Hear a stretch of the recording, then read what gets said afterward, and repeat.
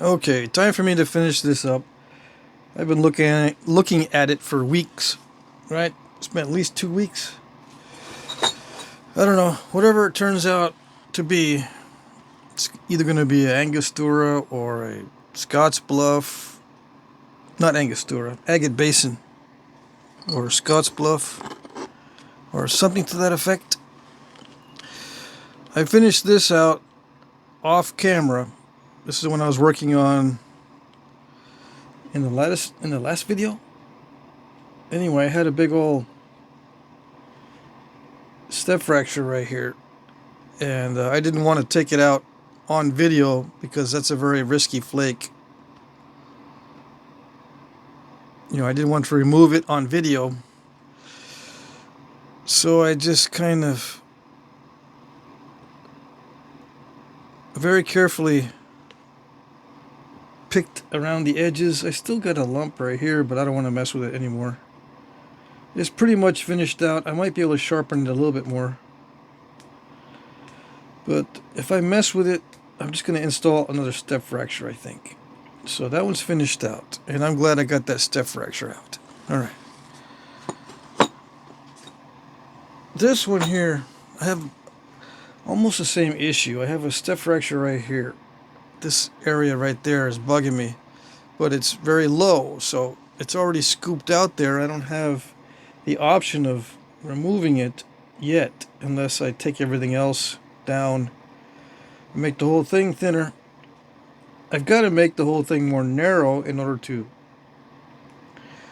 shoot some regular sequential flaking reliably. Yeah, not all the flakes are traveling to the middle on my previous attempts. See, I don't want to hit it too hard. And this is some of my favorite material. Yeah, I don't know what I like better, triple flow or this opaque black obsidian, this buttery black obsidian. I don't know which one I like better. I know I get better results with triple flow, but I just can't resist this stuff. This stuff, though, is very, I don't know, very temperamental. I can't get exactly what I want. You know, it resists at every opportunity. It doesn't let you relax. You gotta be on your toes constantly. Walking on eggshells with that obsidian. That buttery black obsidian.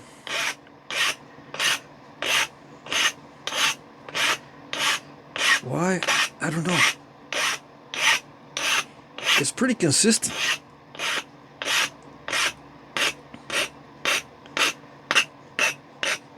Alright, so it's not the consistency that messes me up, or the inconsistencies, or the... Yeah, it's not the inconsistencies that mess me up, it's the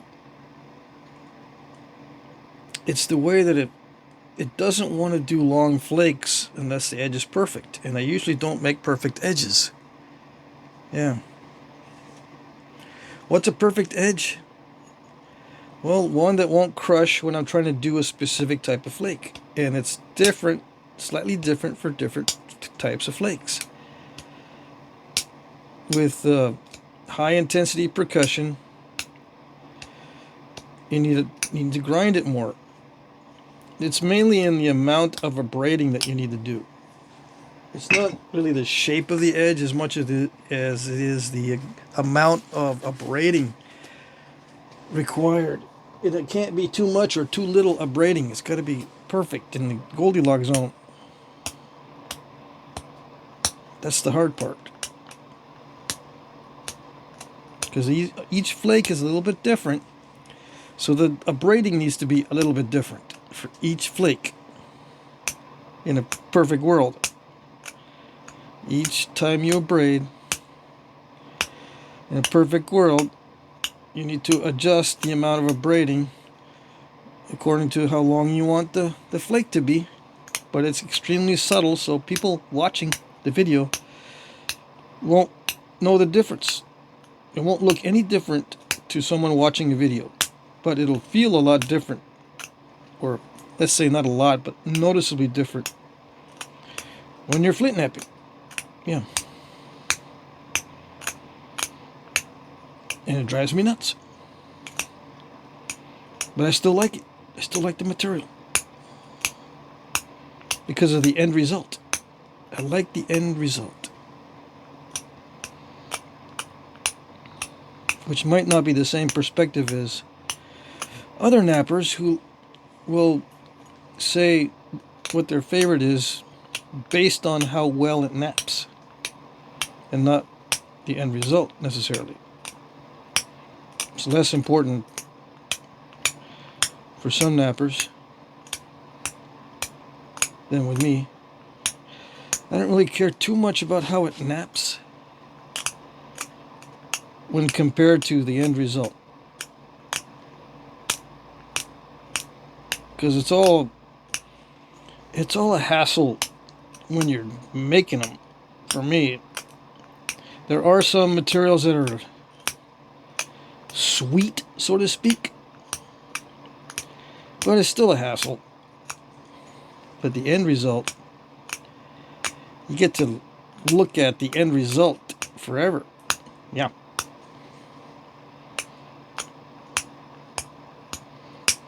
That's the good part, I think.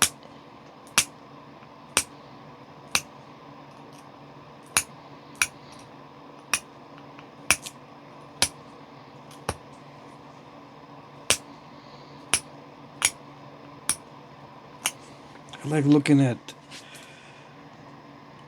points made of this stuff.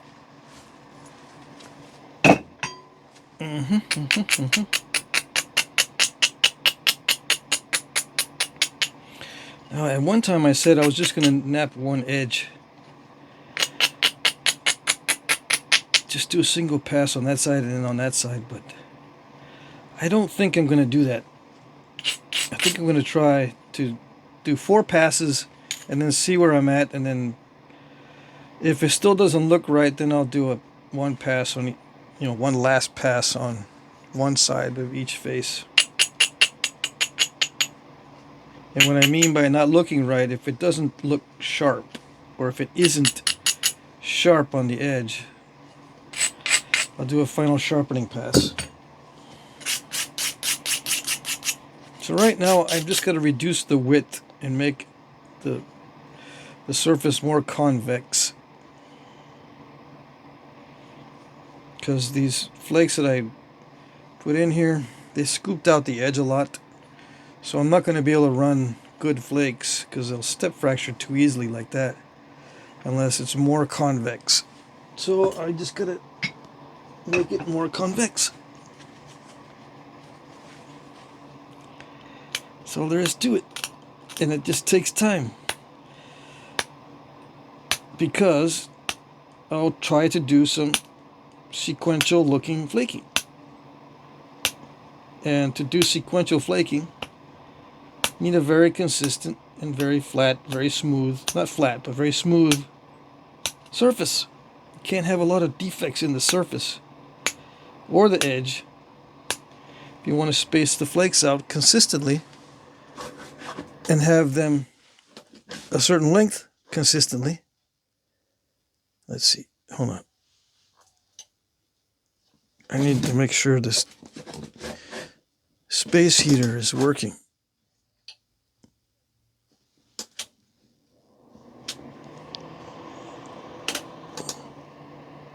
Okay.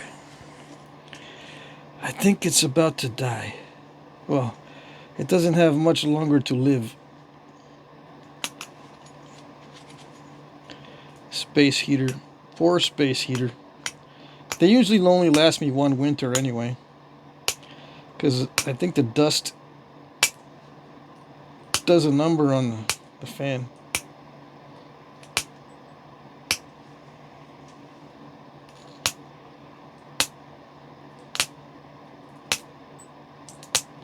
But as I was saying, the flaking, to get consistent flaking, the surface and the edge needs to be consistent.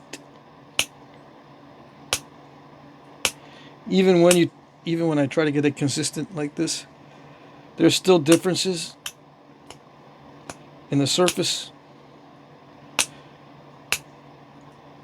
and you still have to treat every flake like a damage control flake. You know what I mean? There's little obstacles for every flake that have to be addressed and removed. You can't just do a flake, you have to do a perfect flake, so to speak, with each one. So each one is like a damage control flake. It wears on you mentally, especially with a larger blade. Yeah, so I am going to talk during this video, but I'm not going to try to talk about anything that requires a lot of energy, because I've got to finally get to a point where I can do the sequential flaking, and I've got to focus and learn and adapt and maybe make another tool or so, one or two more different tools perhaps, or experiment with a different type of tool to make it easier on myself. Some tools are easier to use than others. Like this kind of pressure flaker is fine, but if I had a longer Ishii stick, it might be easier to do this, but I'm not quite sure. Each tool has its own version of Napper's cramp. So this one allows me some freedom of movement compared to a longer Ishii stick. I think I would develop less of a cramp with this one than I would with an Ishii stick, a longer Ishii stick.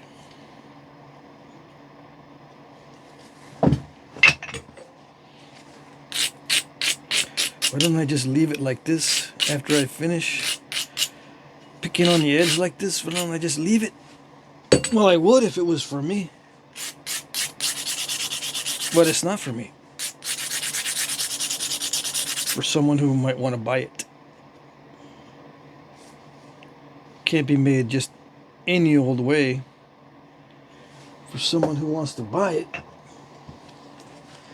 Nope. I mean, I could, but I would not be using my time wisely. It wouldn't sell for as much. All I gotta do is use my time wisely. A little bit more of my time and use it a little bit more wisely, and it sells a lot better. See, this is the kind of thing that it's going to mess me up. There's no way for me to do a perfect flake each time, and then these mistakes tend to compound themselves. Makes it more difficult later on too to run a flake in that area. Why did it mess up? I tried to do too much there. I was thinking I could just push off a large flake, but for some reason the situation was not perfect, so it messed up. And the perfect situation probably looked exactly the same, but just a little bit different pressure, a little bit different angle, a little bit different abrading. Barely noticeable, maybe not even noticeable, and then it would have worked. But no, I'm not paying all that much attention to each flake, so there will be little defects.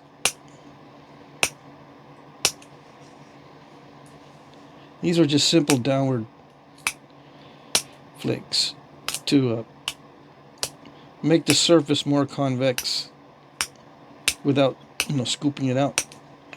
If I scoop out with bulbs of pressure, it will not be convex enough for the flakes that I need. The surface has to be completely convex, just like the flake over grind guys prepare their preforms. if they're not doing flat slabs, they're doing the convex surface slabs, and yeah, they grind them down so they can be convex like this. And grind down the edges. Perfect edges. And when they abrade, it's the same width of the abrasion, same depth of the abrasion, all the way down. It's all the same. That way they can do flakes exactly the same without worrying about damage controlling each flake. Here I've got to damage control and look at each flake as being different than the one before, because everything has a unique challenge. When you've got lumps on there, it's not all the same contours. You got a unique challenge with every flake. So everything's different.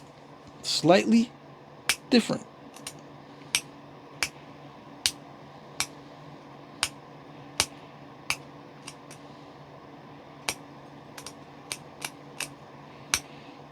The longer I take and the more careful I am during the preform stage, the prettier the flakes will look. Just a matter of physics and chance, you know. It increases your chances that each flake will look good the more time you take to prepare everything for those final passes. And yeah, they probably did that back in the day, unless the guy that was making them was an expert damage controller and didn't need to make everything all smooth. He just did every flake individually and planned each flake as best that he could to make the middle and clear out whatever obstacle was there. And there might be lump, valley, lump, lump, and flatness. But he'll approach each flake carefully and slowly. It may take a week to do one point, but if you approach each flake carefully and slowly, as far as your planning and your setting up, you can do regular flaking on an irregular surface. But since I don't want to take a week to do this, I'm exaggerating slightly. Let's say it takes 2 days instead of 4 hours. Like 16 hours instead of 4 hours. It would probably take me 16 hours to do perfect flaking on a very irregular piece, as opposed to, let's say, 4 hours. I'm talking maximum times here to do it like this. I'm not setting up each and every scenario to the best of my ability. I'm just trying to make it really even, regular, and very smooth, and try to keep it to where it's not so variable on the edge.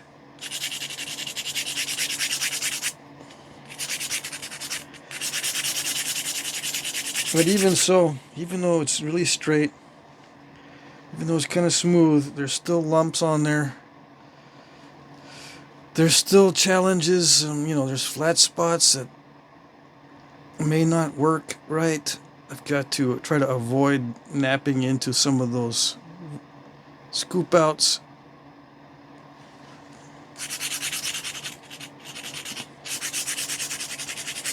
On a smaller point, it's a little bit easier. One, there's less flakes, so that's a plus. And number two, with a smaller point and with a lot of strength, you can blast through a lot of obstacles. So it makes the damage control a little easier on a smaller point. It requires more strength to do the damage control when you're dealing with more material. Big flakes are harder to pressure flake, as an example. Now, I'm not going to pressure flake this pass. I'm going to do some percussion, indirect percussion on this pass. Yeah. And then the next pass will be pressure flaking. I've got to make it even more smooth than before. So I'm going to take off flakes in areas that are lumpy. And hopefully I can tackle that step fracture and get that out of there before I do my final pass. Yeah. It's really dry, so the glass dust sticks to the workpiece. That fine dust. Yeah. Okay. And the more I rub on it, the more it attracts dust, so I've got to rub judiciously. Okay. Gotta do it more. Looks like it's not enough. And this abrading is heavier than this abrading. Okay, it varies. The longer and thicker the flakes, the more abrading I need to do. Okay, so it tapers down to very little abrading up here and a lot of abrading down here. Because there's differences. Yeah. Whereas if it's a flat slab and you grind it to where it's all convex, there's not that difference where it's this abraded line here changes from thick to thin. On one of the flake over grind pieces, it's all the same. All the same. And all you do is vary the pressure. If it's like this, it's always, tapering toward the tip. So you just vary the pressure, but you don't vary the edge. It's all the same edge. But here I need to not only vary the pressure, but I got to vary the edge. And not only do I need to do that, the third thing is I got to use different tools to deal with different obstacles. Like I'm going to use an indirect percussion flaker to deal with these bigger lumps right now. And then switch over to pressure flaker later on to deal with the smaller flakes on the final pass.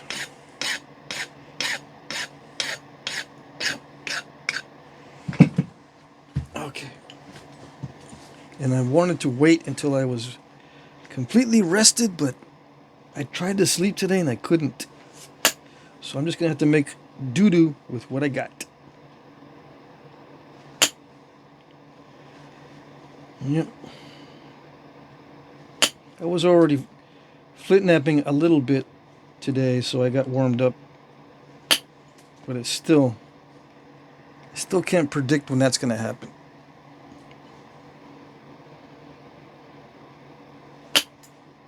That kind of thing.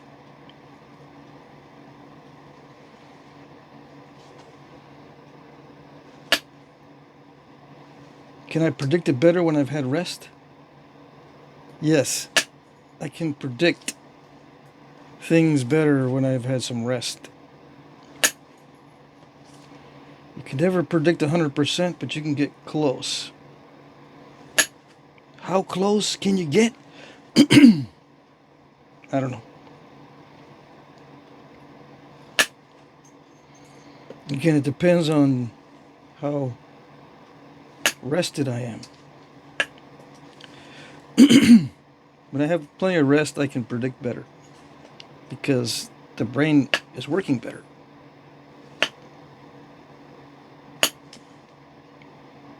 Dang. Okay.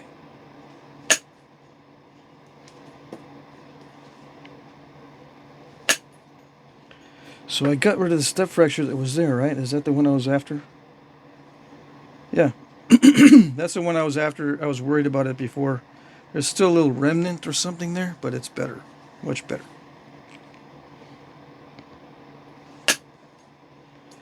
Yeah, and if I hadn't warmed up earlier, I probably wouldn't be able to nap this well. It's working out okay.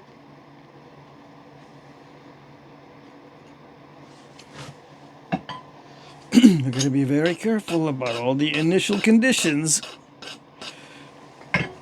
I'll drive myself nuts for a little while, but I can't always nap like this.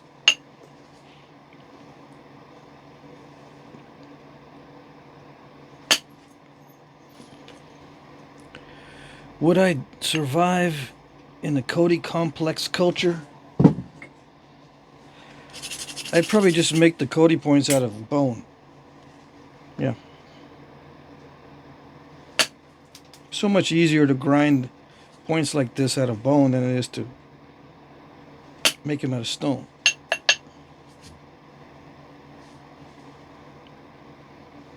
Were there Cody points made of bone?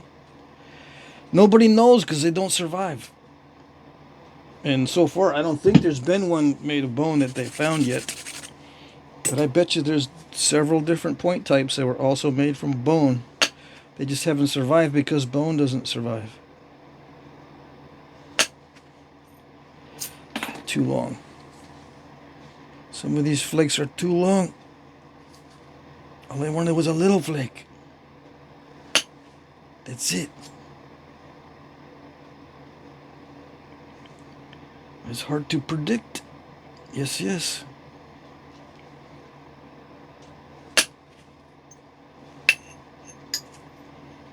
Everything's a little bit different.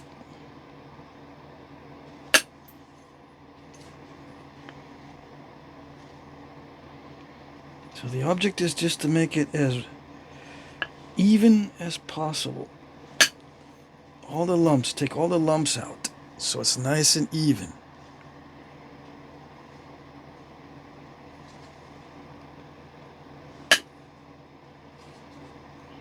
And then slowly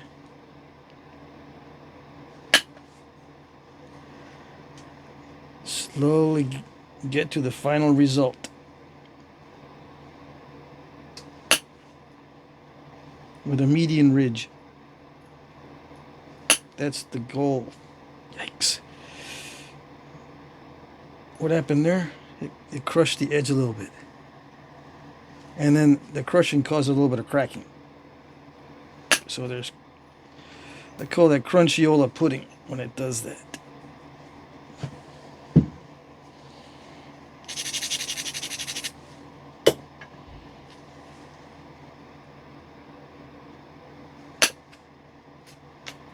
So yeah, every flake is a little bit different.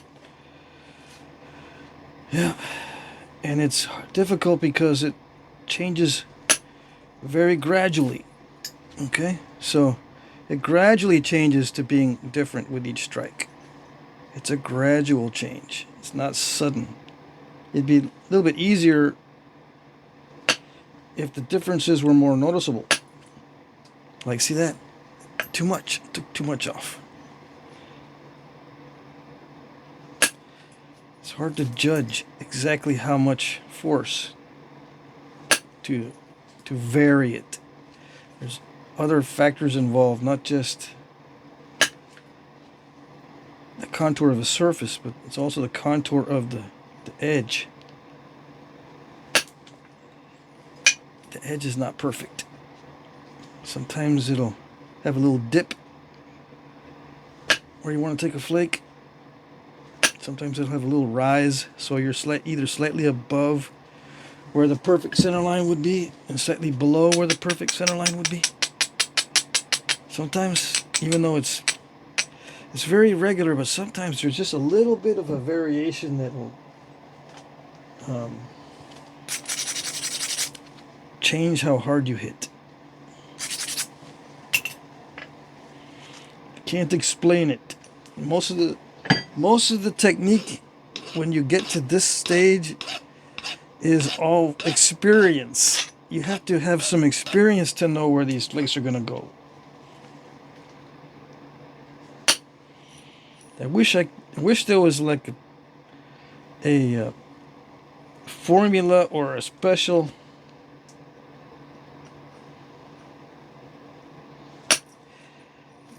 way or an efficient way to explain it, but it's too complex, so you just have to depend on experience.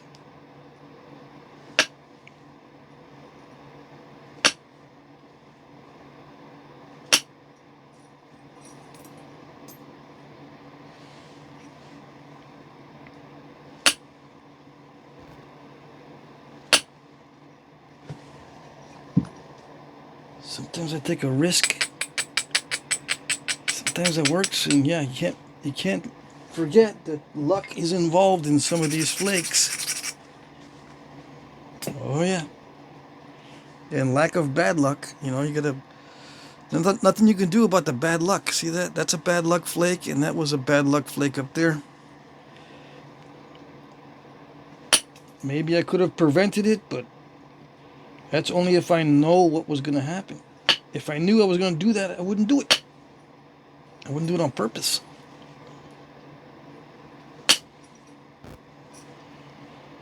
I didn't know I was going to do that.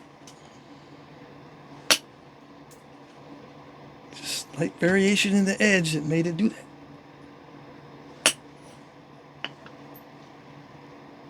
There's only so much my memory can handle about what I'm supposed to do under that situation to avoid those kind of things.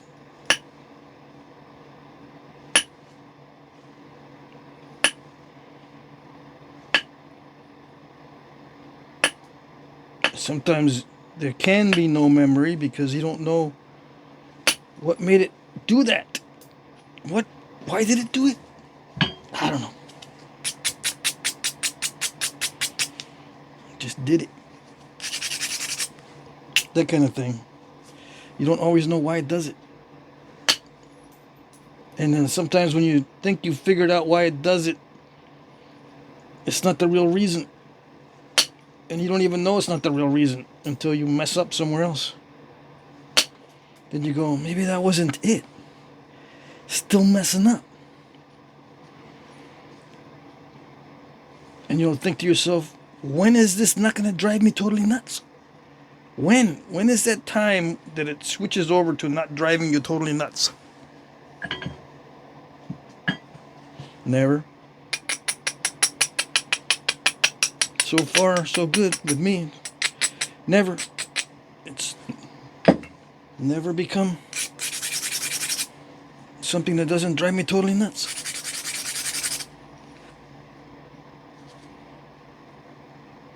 As far as these sequential flaking type of things.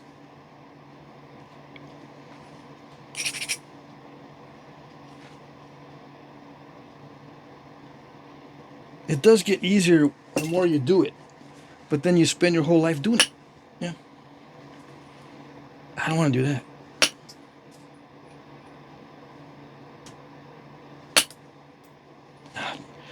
Too much force. Dang it.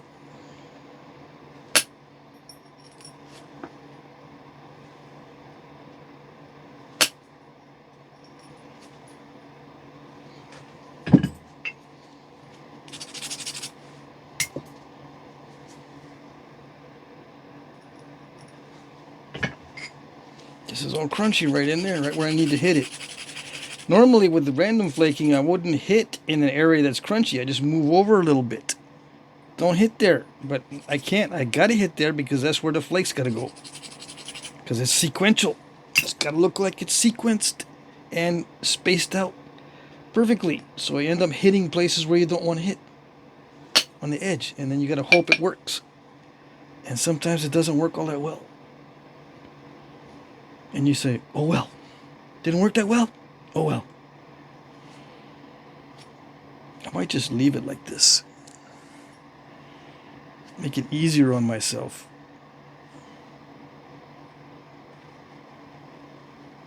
Just sharpen it up. Not worry about the smaller flakes.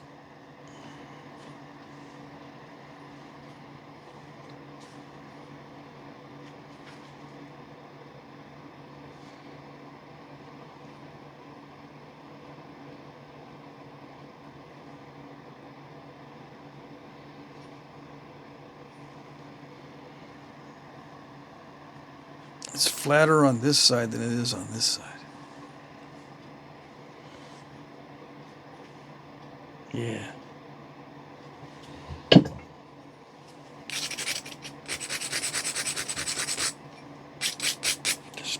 I suppose it doesn't matter too much.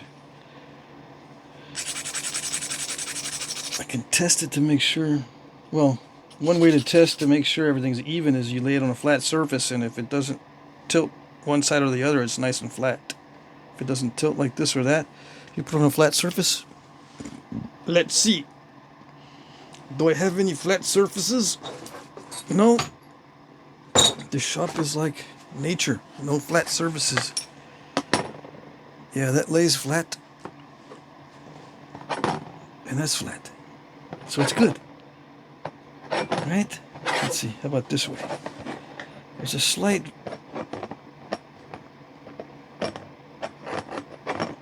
There's a slight bump on this side.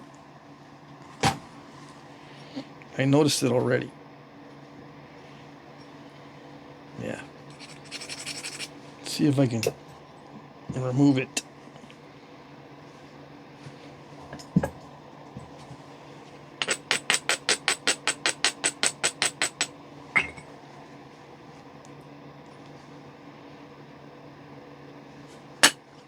Of course, it's always in the middle. Exactly in the middle where the most critical hits need to be done. And that's where it's so easy to break it. Alright, so what kind of point style is it? If I just leave it as is,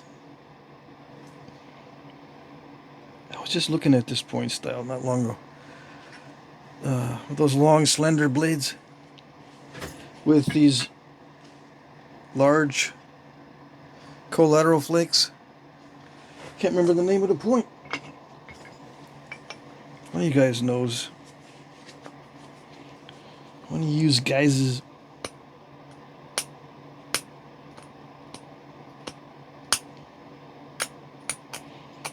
I need to make it symmetrical.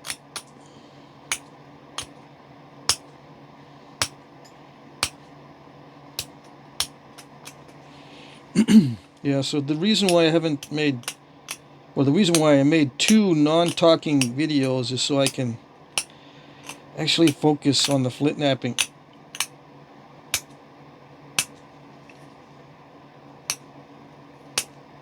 Yep.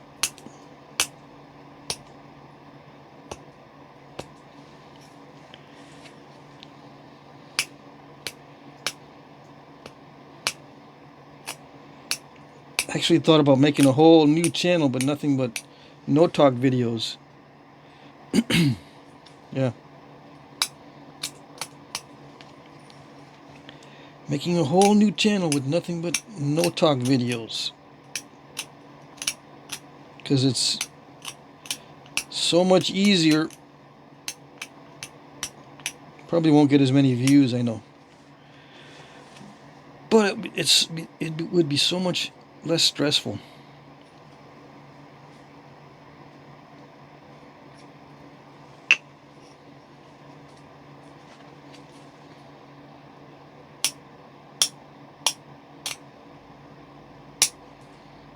You know, making a video where I'm talking makes the sweat stage worse. Yep.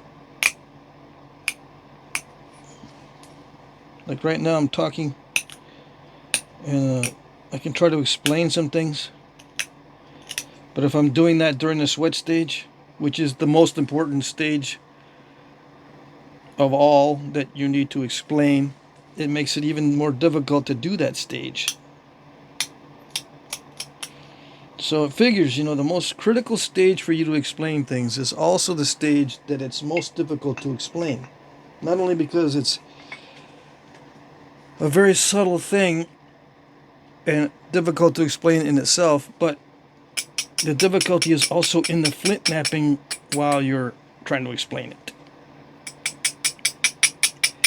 It's doubly and triply difficult to explain things during the sweat stage. Yeah, it's just the way life goes. It figures that the time where you need the best, most intense and detailed explanations is the time where it's hardest to do the best, intense and detailed explanations. The sweat stage, in case you don't know, is the final thinning stage. That's the most important stage of any point. The final thinning stage, or the final finishing. And that is the most difficult part to do well while you're trying to explain what you're doing. Yeah.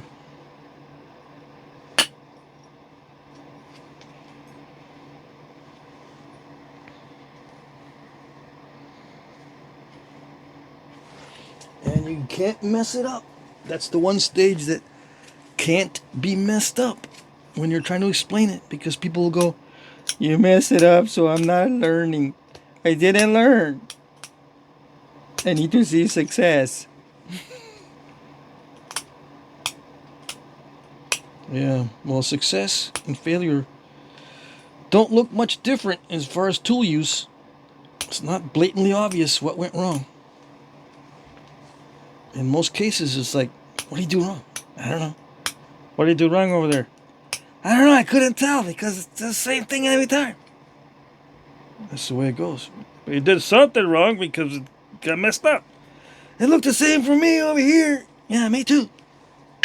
Couldn't figure it out. That's the way it goes. Did he explain it? No. He just said that's the way it goes. Dang it, I hate it when he says that.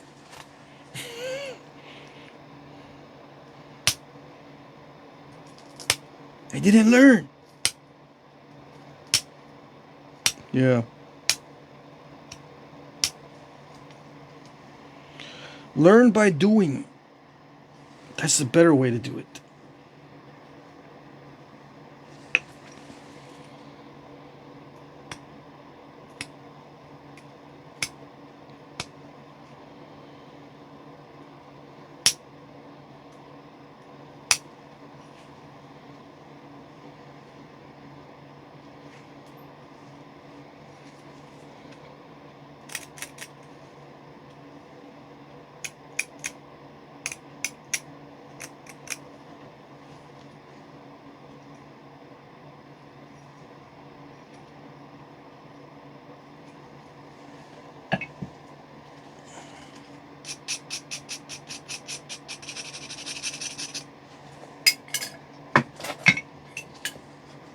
I need a more pointy one for the tip. Yeah, change the tool around a little bit.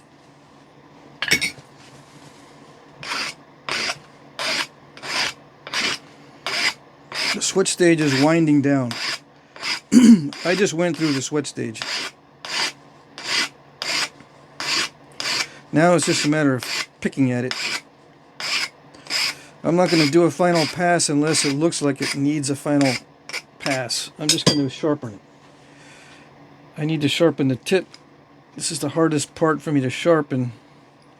I should probably do the tip last, right? It'd be safer, so I won't break the tip off if I hit it accidentally. But the tip is the most mentally fatiguing. If I wait till the end,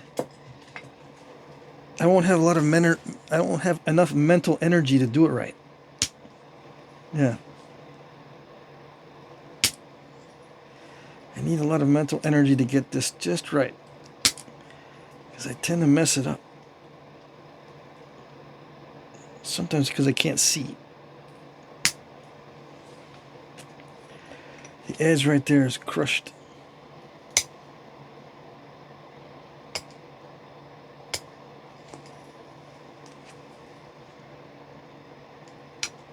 Come on. I'm messing it up already.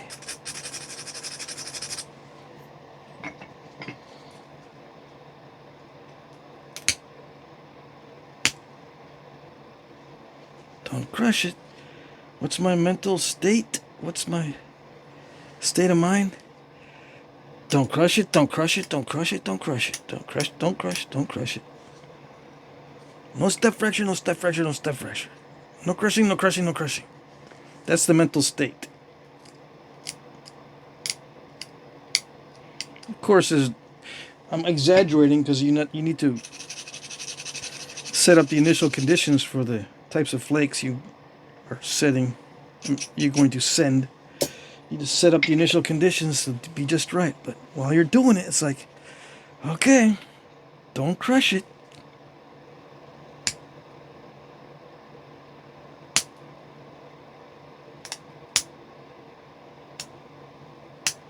No step fracture. No nothing. Just nice and clean snaps.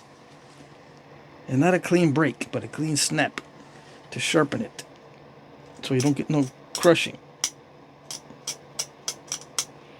No minor crushing and no major crushing. Is there a difference? Oh yes. The minor crushing sometimes doesn't matter too much. And you can't avoid it in many cases. The minor crushing. But the major crushing, it makes it dull and look stupid.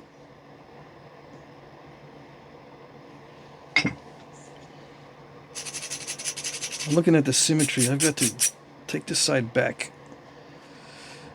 Yes, or cut this side. Cut this down here. Or do both. I'm gonna cut that back. Cut this whole edge back a little bit. Of course, on the real ones, they were not perfectly symmetrical. Yeah. Oh, goodness. Let's see. If I start picking at it too much, I'm going to lose the flake pattern. I'm going to do this without losing the flake pattern.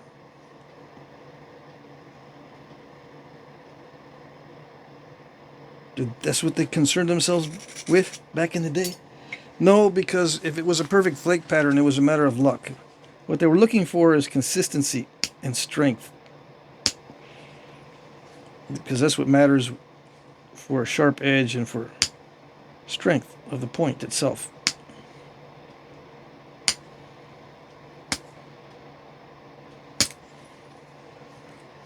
Okay, I can have little flaking up near the tip. But when it gets down to here, I can't do little flakes. They've got to be big flakes. Or just edge picking. So I don't mess up the flake pattern. It's got to be just little edge pickings. Or strategically placed big flakes. No little flakes. Yeah, you might say, well, the picking is a small little flake. Yeah, but these are really tiny little flakes. Tiny, tiny.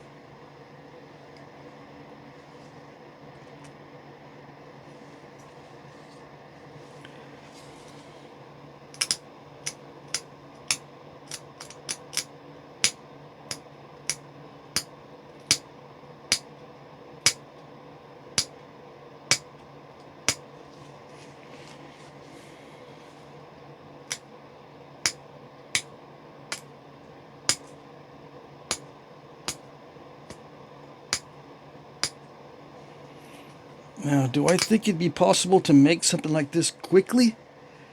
Yeah, I suppose you can if you've made 1,000 of these. And I'm not exaggerating. If it becomes boring and, yeah, I can do that, do this with my eyes closed, then yeah, you could probably make them quickly. Quickly as in, 1 hour instead of 8 hours.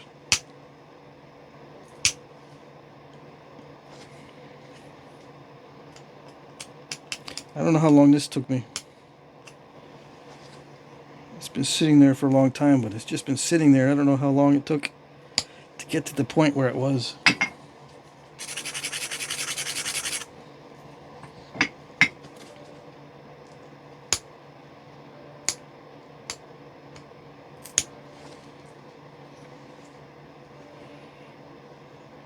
I gotta be careful not to mess up the flake pattern.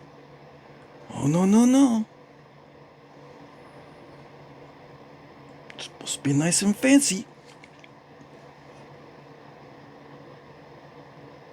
Fancy pantsy.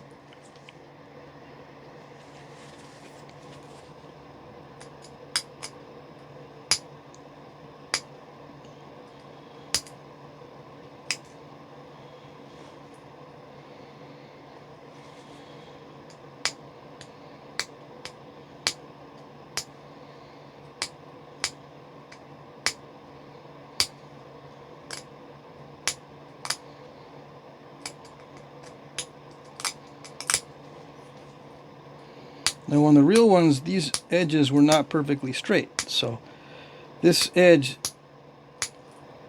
will not be perfectly straight, and I have an excuse to leave it a little wavy. Yeah. Be too much of a pain to get all that waviness out. Don't worry, I'm not even close to being done yet.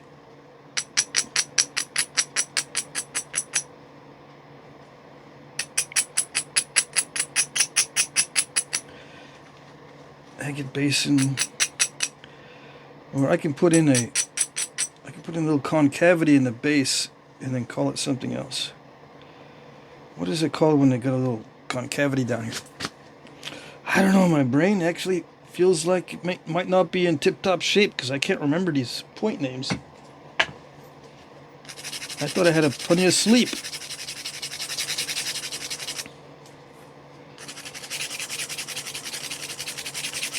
I don't have my book with me because it's inside the house. I was going to use it for my live stream, but I didn't, and I forgot to bring it back out here. You know, the Overstreet guide, so I can look up these names. Alright. Yikes, I don't like it. Yeah. Went a little bit too far. See, it went past the middle. But that was probably because there was a lump there. So the flake rode the lump. That one's a little bit better.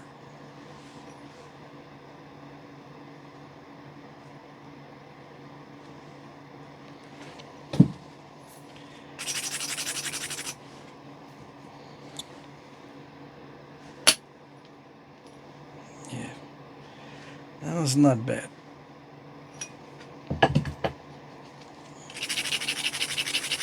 Every flake is a little damage control flake when you do it this way.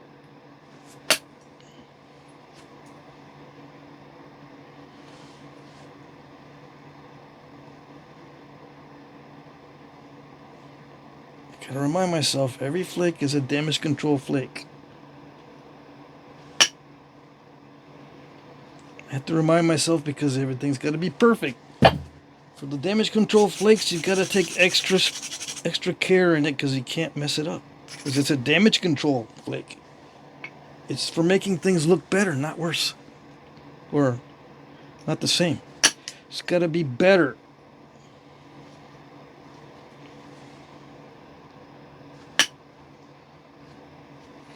Can't be stupid looking.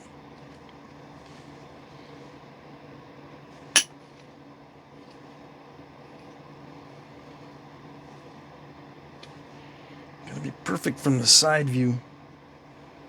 Oh yeah. Alright, that's about the best I can do.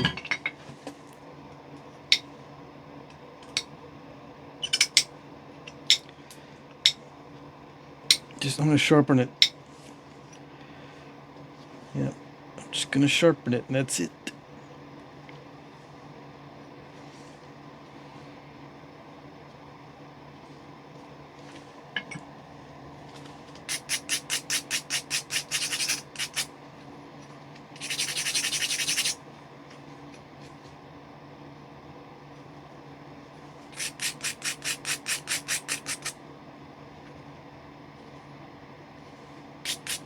Yeah, good enough. Good enough.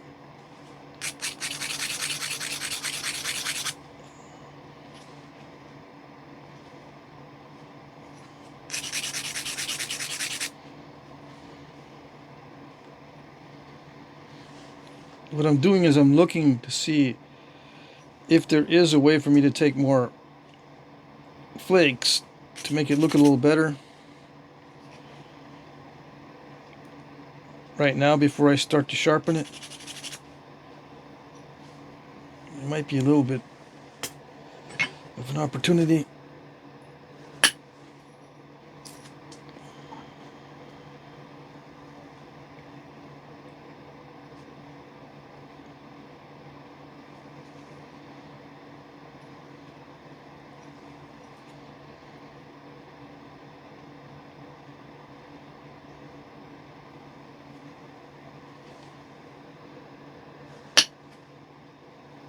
that didn't work. That's a bit scary.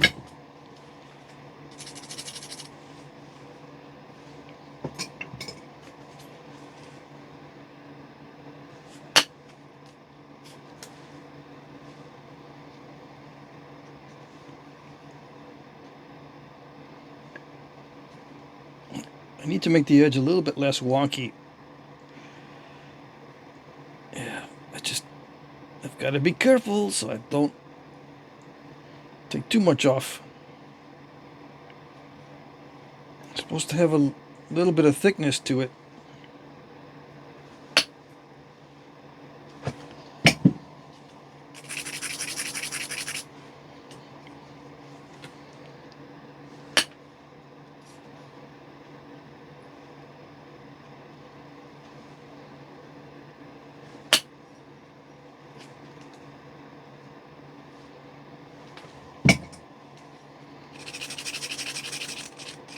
This edge is really wonky, so I'm going to try to make it less wavy without ruining the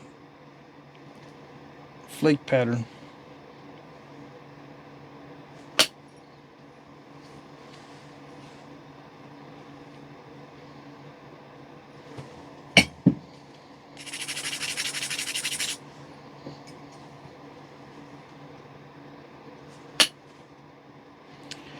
Okay, I see what you're doing. I see what you want to do. No.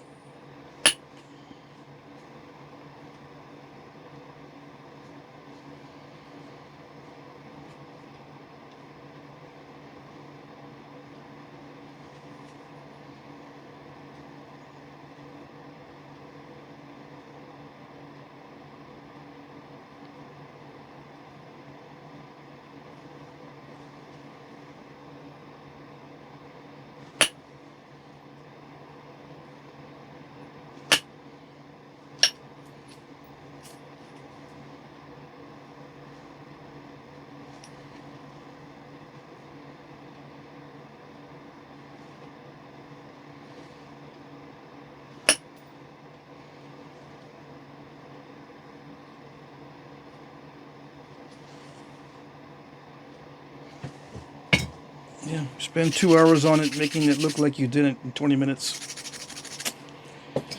Yeah, yep. That's how it goes.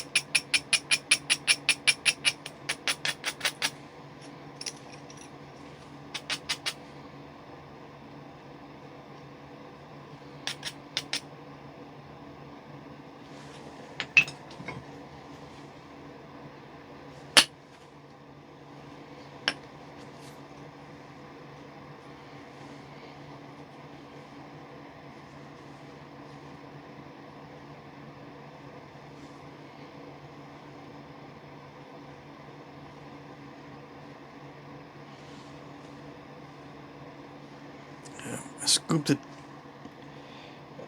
it a little bit.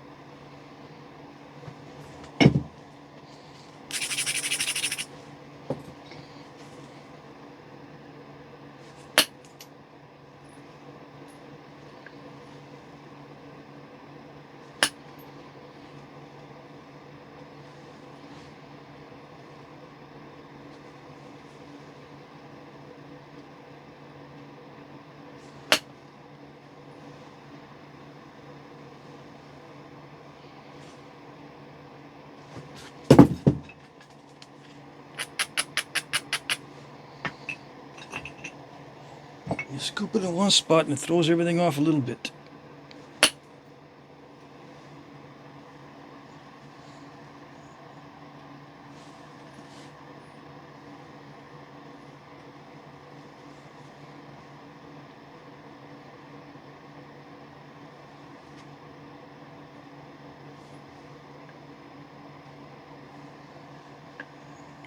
Yeah, it's okay.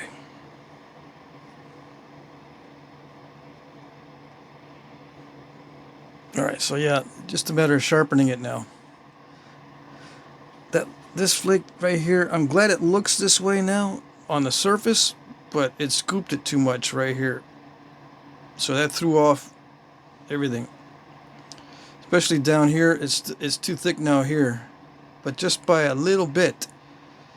If I try messing with it, it might not work. Let's see.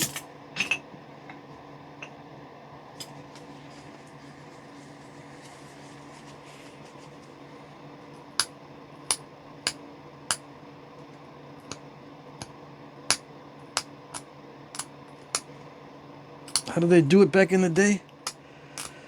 Well, I'm showing you, obviously you have to be very careful about the symmetry. So that's what they did. They had to be very, very careful about the symmetry. Now, would they do this much preparation for something that would be probably broken when hunting because it might not hit the target? It would miss and hit the ground and break after all this time of trying to make it. Or was it a special item? I leave that to you to answer that one. I think it was a special item. I would not throw this, and risk having it hit the ground because I missed. Because our animals are not that dumb. They see the missile coming and they go, okay, let's move out of the way. And there it goes. Dunk! Broke the tip off your spear or your atlatl dart. No one told me the animal was gonna move. First time hunting? Yeah. Now you know. You're gonna spend as much time next time making that point? No way, not unless it's something special. There you go.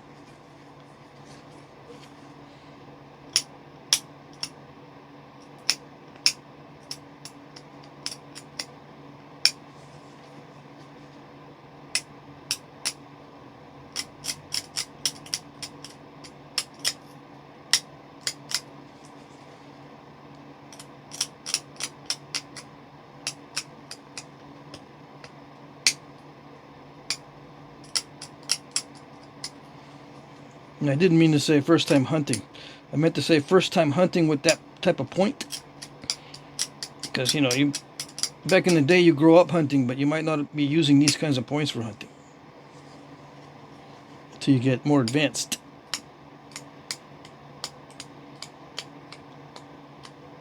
But you would use I think you would use the cruder ones as hunting points and the nicer ones as knives and the nicest ones as gifts or ceremonial. Yeah. I'm going to sharpen this off camera. I did what I wanted to do on it. Yeah. I'm not going to mess with it anymore because I'm going to continue to do that scoop out thing. See how it just kind of scooped it out way too much. And I don't want to mess with it anymore. Yeah. If I start trying to make it symmetrical and not just call it good, it won't look right. But if I do want to mess with it, let's just say by some miracle or some weird mood, I just can't stand it, I don't want to fix it on video. Yeah.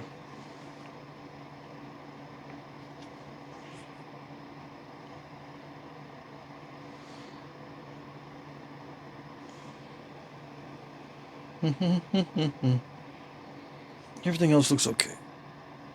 Yeah, we're just going to leave it. I'll do the sequential flaking later on something else. This is good enough. This is what they call collateral. It's got broad flakes. Broad collateral flaking.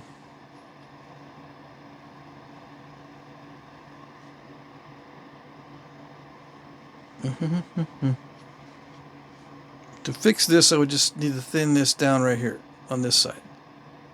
And it'll taper down just right.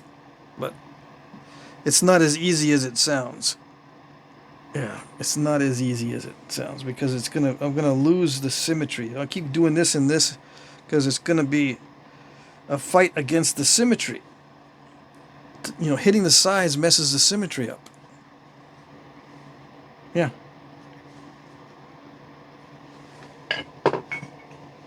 Or it has the potential to mess up the symmetry unless you plan it just right. And I'll look in the book and see what type of point has that concavity at the bottom of these blades. Yeah.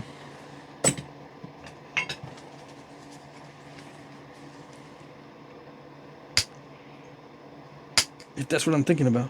If I'm getting it. If I got the right idea. If not, I'll just make a different kind of point. If it doesn't look right for the type that has a little concavity down here, I'll make something else. Yeah. See, that one flake was critical because it was lumpy right there. But it fanned out in this direction. It went too far over the top, and it went down too far in this direction, took off some of that ridge. That's why it scooped it. Yeah. It was driving me nuts.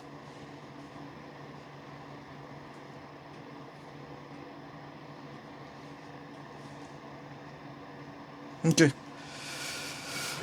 That's good enough. I'm going to finish it off camera. Okay. Alrighty. There you go.